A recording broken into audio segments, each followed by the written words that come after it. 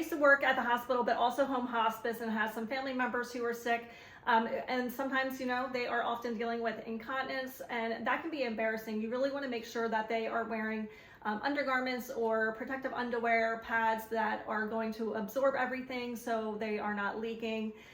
Which also, like if the patient or person is bedbound, you want to make sure that everything is staying contained, so then they're not getting bed sores.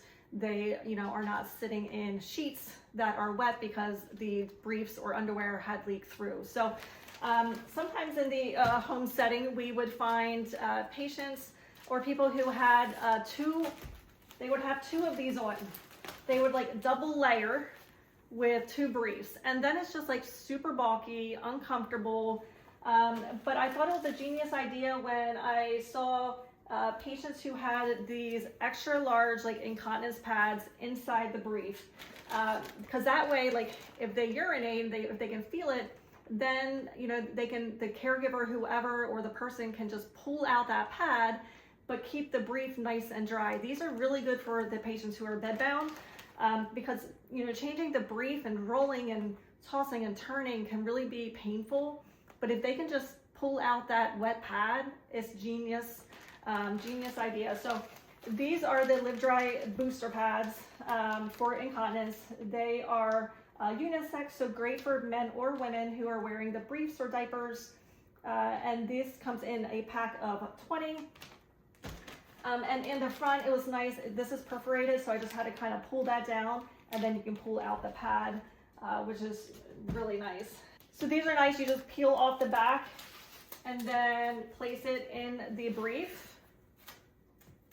And then we're going to go ahead and do a test as far as like a fake urine test. I put some yellow food coloring in some water.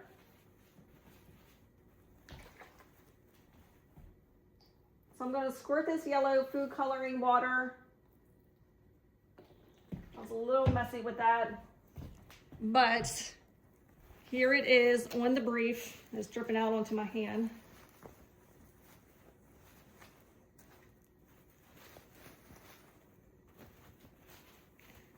So there it is in the pad, and then all you would have to do is pull that out and dispose of it.